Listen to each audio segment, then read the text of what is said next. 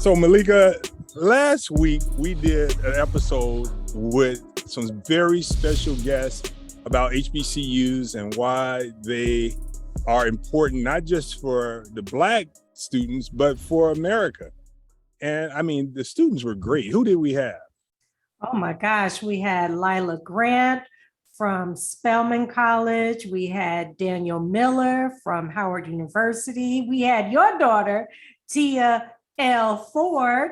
She's attending Howard, going in as a freshman. And we had Pierce Nabors going to Morehouse. He'll be entering as a freshman as well. So, I mean, I loved their spirit and their energy about it all. I mean, it was amazing how they defended HBCUs and all that they stand for. And, you know, today we get to hear some more of their excitement and their push to promote HBCUs in America, and to other Black students that may not know about HBCUs, may have never heard of an HBCU. And so we were lucky to have them for the first episode, and to continue the dialogue today is just fascinating. I hope people will stay tuned. Oh, yes. A lot of success stories coming out of HBCU. So let's hear some more. All right, let's go.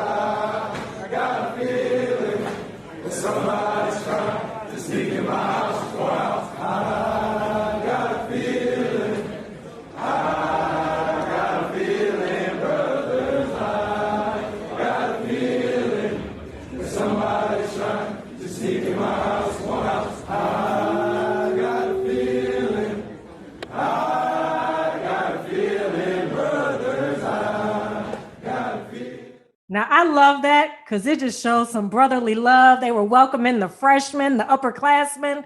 Are you ready for that, Pierce? Totally ready for it. I mean, you could just see the brotherhood in the video, and all the people hyping up the freshmen. You know, it just looks real. It looks genuine, and I can't wait for it. And the fact that I have Spelman right next door and Clark, Atlanta, there's no other feeling like it. You hear that? He's looking forward to those Spelman women. Hey. Yeah, now. I wanted to say something profound, but you had to go and say that. It's not even like that. I don't know if y'all saw me, but as they were doing that chant, you know, I was over here saying the chant because I know the chant as a Spelman woman. You know, that Spelman Morehouse brotherhood and sisterhood. It's so real. I love Morehouse. It's not Spelman, but I love Morehouse. It is really right across the street. You know, all the social events that actually happen in the AUC, Morehouse, Clark, Spelman. It's all of us together. And we all love and support one another. And just, yeah, that was amazing. If I was a guy, well, I experienced that at Spelman. But that whole just welcoming, you know, that NSO week, that new student orientation is like no other. It's such a memorable experience. You feel that love. It's like, whoa, I'm supposed to be here. They want me here. They're accepting me here. It is really like no other. Well, are there any notable people that we want to shout out before we get off of Spelman and Morehouse? Who are there notables that you want to shout out that graduated from Spelman, Lila? Stacey Abrams, next governor of Georgia. All right. Proud graduate of Spelman College. Yes. There's a lot of people. I can't think off the top of my head. What about you, Pierre? I will shout out my sister, Spencer Nabors, who graduated class of 2020, who is now at Northwestern. I don't know if I told y'all that, but I graduated with Spencer and I know her. Oh, same class and everything? Yes. Well, that's it. And I would say, I think Dr. King went to Morehouse, right? Yes. He did. All right, let's go right to Howard now. And Tia and Daniel, you guys be prepared. The first thing that I noticed when I stepped foot on campus here at Howard is the sense of community. People are very accepting, people are talented, they're welcoming. Came up during Accepted Student Day last year, and I visited, and I fell in love with it. I fell in love with the people, I fell in love with the campus, I fell in love with Washington, D.C., and it was home. I always wanted to come here, and I always wanted to play Black women's lacrosse. I chose Howard because growing up, I went to predominantly white institutions. And so I was always disconnected and, trying to be someone and something that I'm not. I would go to my history class and my professor would talk about how slavery wasn't that big of a deal or how the civil rights movement, it was only a few months. People here look at me for my skills. They don't look at me to fill a quota. Now I'm able to be Dante versus the Black kid or the token African-American in the classroom. I really appreciated their stance on equal opportunity for everyone. When I decided that I wanted to transfer somewhere else, Howard was my first pick because I wanted to be around people that look like me and understand the things that I go through. But it's so diverse. We have people from the Caribbean, we have people from Africa, and I was born in South Korea. There's somebody for everybody here. If you're into anime, there's people who love anime. If you're into art, there's tons of us crazy art kids. There's this stereotype that Howard is a party school. I also expected it to just be a party school. There are a lot of parties every weekend, but a lot of people come here and they pull out a 4.0. They can party and also do their work here. Everyone has the entrepreneurial spirit. It's eminent everywhere on campus. And that kind of fostered my business, DR Fitness, and we go by a motto of work, it's simple. And I started it last year in July 2014, and I became certified in January of this year. There are a lot of people with different entrepreneurial endeavors and that I have seen them build from the ground up. There's a vast network that comes along with Howard. I happen to be the CEO of Buttons by Jordan. I specialize in promotional pins for different organizations and corporate events, and I'm also an official vendor for Howard University. I learned what it's like being around other smart Black people who can rub shoulders and make me the better individual that I can be. I've learned how to communicate. Since being at Howard, I think that's the number one thing. I've become more in tune and focused with what I want to do. You'll want to start something you wouldn't even think of starting before you got here. You'll want to join an organization to be a part of something and stand for something. Whether you want to be the next doctor or lawyer or actor or artist or president of the United States, Howard will provide all the tools for you to do, have, or be anything you want. Come to Howard, that is it. There's no other place to be than the Mecca. You will have so many opportunities open up to you that you won't get at other HBCUs because you're in Washington, D.C. Welcome to Howard. We'll get Daniel's reaction, and we'll see what Tia expects when she steps foot on campus for the first time. Daniel, what do you say? I would say he's right. What he was saying was right on the head. There's something for everybody. I promise you, there is not one thing you can't do at Howard. If there's something that's not already started, you can create that. If you want to join something, you know what? I know who to talk to for that. Like, they have all those opportunities where you can literally do everything. And the whole, like the stigma, people at Howard have too much fun. Well, you could have that fun conversation, but then have that real conversation with them, and then see what they're actually doing. Because, like, you might see them out, but what are they doing Monday through Friday? Like, what are they really putting their time into from 8 to 8? Like, I know people who only go out on a Saturday, like, night, and then the rest of the time they'll spend their whole time working to try to get a degree in that 4-year period, or to have their own business. Like, I have a lot of friends that have their own businesses, including myself, where they start their own business at Howard. Howard kind of like creates that hustle, creates that drive. Like, I honestly don't think I know I didn't have that before I went to Howard. Like, I didn't have that, oh yeah, I got to get mine like the same way I have it now. Like, you just around all these people who are chasing their like bag, chasing their dream, chasing all of that. You got to do that too, And it's like you're gonna get forced to. Honestly, like you're just forced to, because you're just around so many people who are just doing this. on a daily, every single like second basis, you're just gonna do it yourself. You're gonna do it. So, Tia, what do you say? I mean, you visited that college, that university. When you see that video, what's your feeling and what you hear Daniel saying?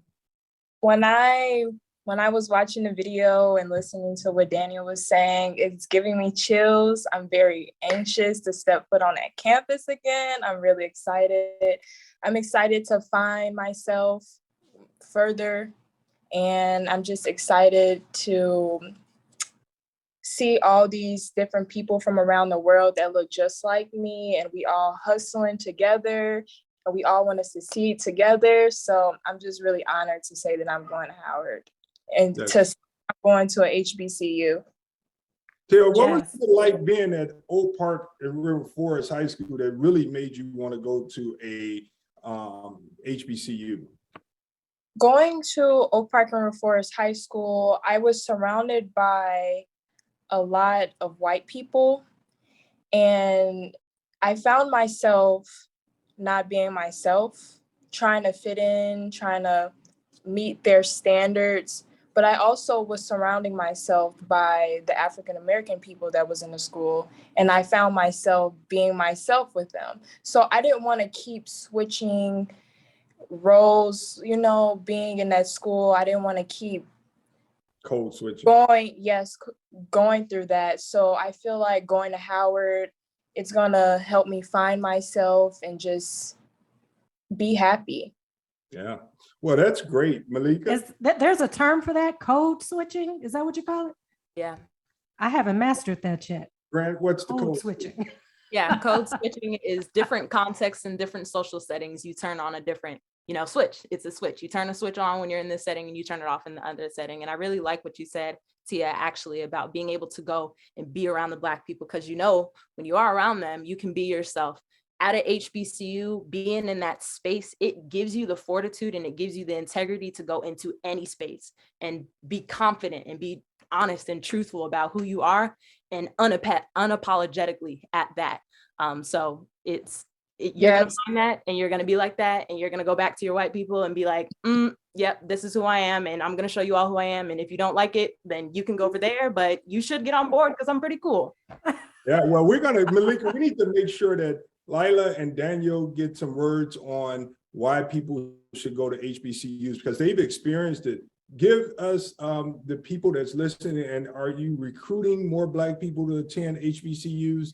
And I want to hear about some of the successful people who have graduated Howard. We haven't heard some of the greats. Yeah, right. Lila, are you recruiting?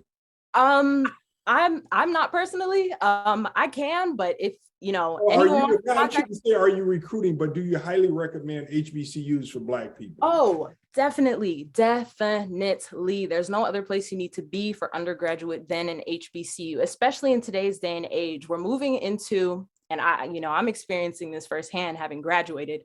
We're moving into a space where a bachelor's degree, a lot of people are getting a bachelor's degree. Back in the day, getting a bachelor's degree, you got a leg up. You got that additional education. So that's going to give you a lot more opportunity in the world. But there's so many opportunities out here that don't require you to have a bachelor's degree. A lot of people making their way without going to college. So I think the focus of college now, if you're really trying to go that educational pathway and say, I did all of this schooling, so now I could get to this point, that's really not going to happen until the graduate or medical level. Because again, a lot of people are getting bachelor's degrees. So that focus, what you want to do with a bachelor's degree.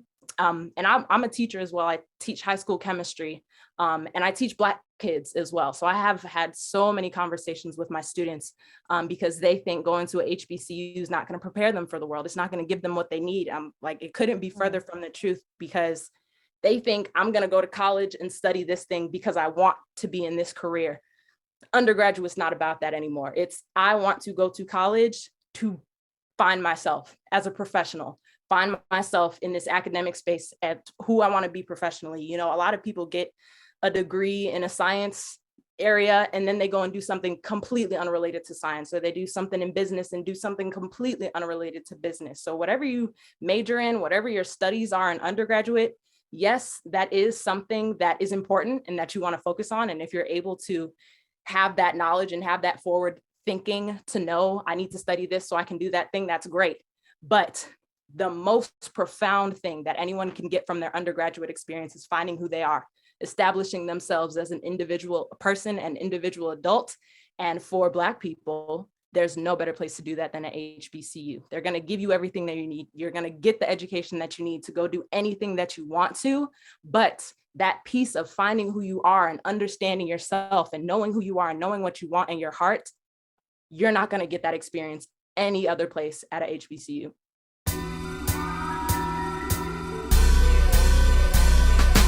I went to Spelman College. I went to Howard University. I went to Coppin State University. I went to Xavier University. I went to Howard University in Washington, D.C.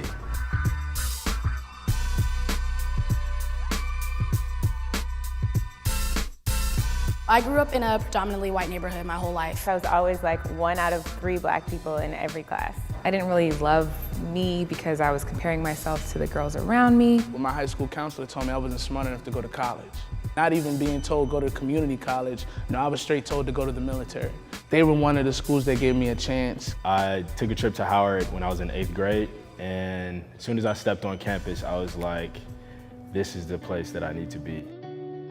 My favorite thing about going to an HBCU, it was so many beautiful Black faces. I've never seen that many Black faces that were all beautiful and unique in their own right. You had sisters there, you had brothers there, people who felt like your cousins, and teachers and professors who felt like your mom and your dad. And there are so many different nationalities and so many different ethnicities that make it what it is. It was just so nice to be around other little Black girls, and we were like this big Black girl cohort of like 500 students just being amazing and doing all these amazing things, and it was something that I had never seen before. I never thought that I would be around different people from different places and we would all still connect in the same way. I had a friend who was a Black, gay, conservative Republican, and I would have never had that experience anywhere else. It's all just a big, loving, melting pot of people. It's the history and the foundation that you learn, not only as a person, but as the African American community itself. You're so enriched with knowledge. I think I learned everything about myself and about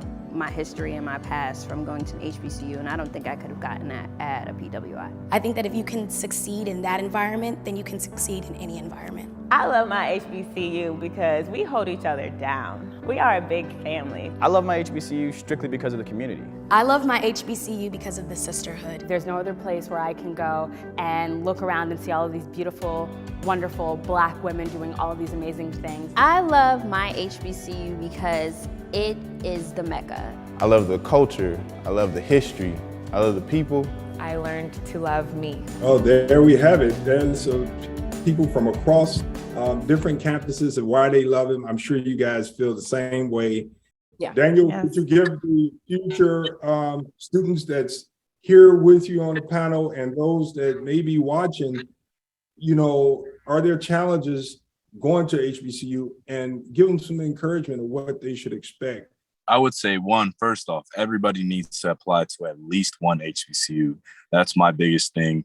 I was thinking of what to say was my whole, when I was applying for colleges, I applied to 7 colleges and only one was HBCU, which was Howard.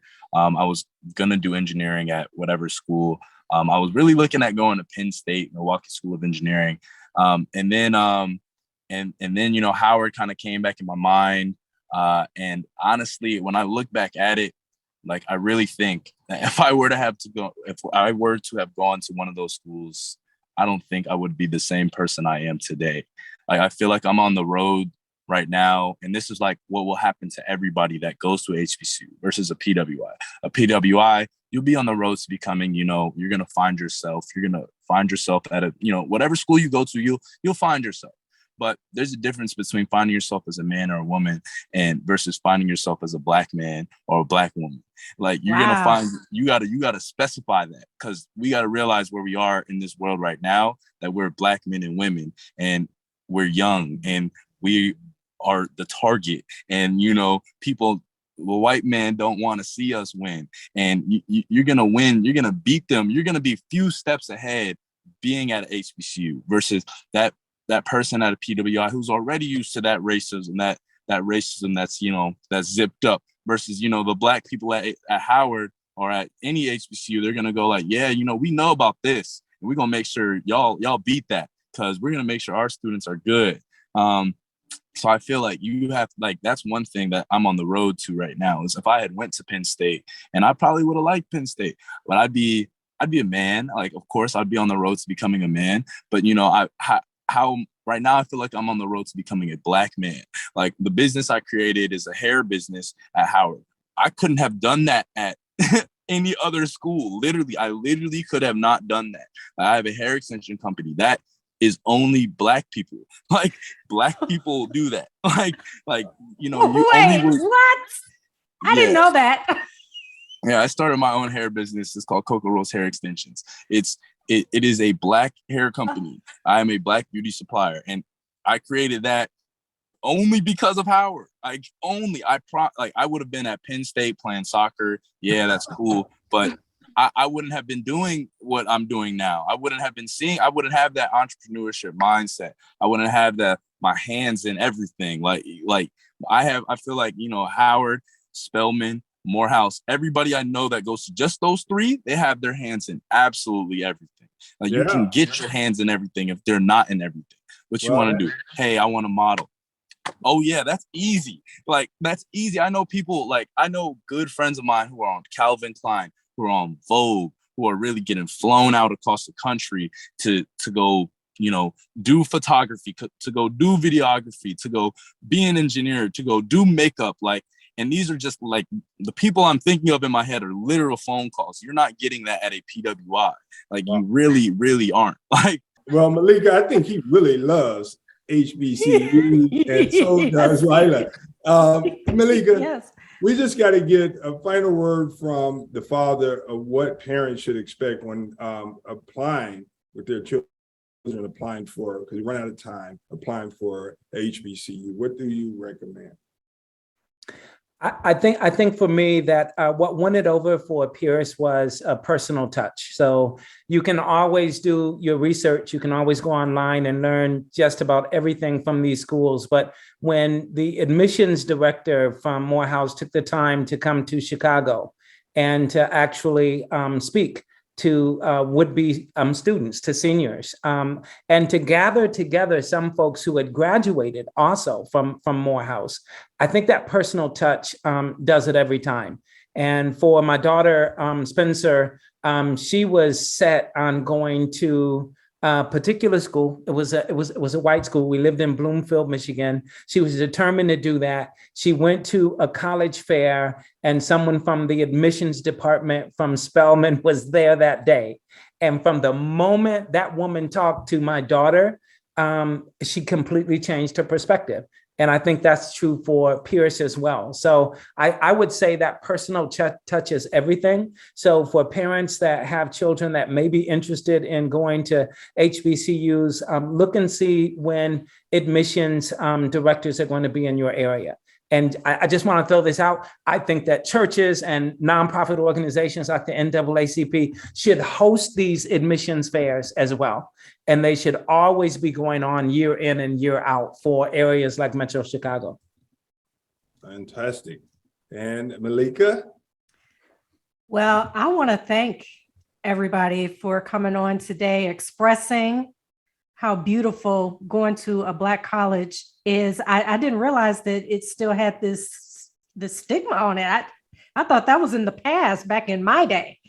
But I mean, documentation beats conversation. It looks like a whole lot of success coming out of Black colleges. And Daniel, I hope you're teaching natural hair care too, selling that. As well as the extensions.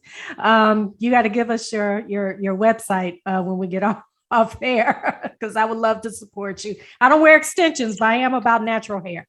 Yep. And go ahead, I'm sorry. I also will start doing hair care products for natural hair. So I'll get into good. Thank you. But I want to say I'm so proud of everybody on here and everyone watching. Please look into going to a Black college, because there are definite benefits to it. And as Pastor Nabors said, talk to the admission counselors. talk to them. Well, I appreciate all of you as well. And we will let those rising freshmen have something to say next time. They haven't earned the right to say nothing else. We're going to close out right now with just a little bit of another college. And, you know, these Black universities and colleges are known for their bands. So we're in with a nice little band. You know, it's not Spelman, Howard, or Morehouse, but it is. Let's end with this. That's fine, even though I was in the band, but that's fine. Oh, hey now. Like I was the drum major of the band or anything like that. Nice. Go ahead, wow. Go ahead. Yeah, go ahead. So while we're pulling it up, did you guys see the Drumline? How was Drumline compared to a HBCU? Was Drumline filmed at a HBCU? I don't know if it was filmed there, but not only was I a drum major, but I was on the drum line at Morehouse's band, and I could tell you that experience. Yeah. What I actually know, Drumline was actually supposed to represent a HBCU. It wasn't a HBCU, but it was supposed to be similar.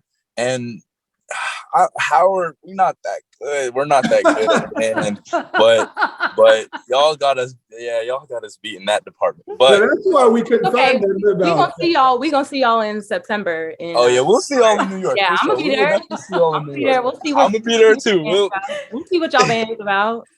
Yeah, we probably gonna lose that one, but yeah. Look like they understand their weaknesses. Let's go for it, and we appreciate you all. We're in with this.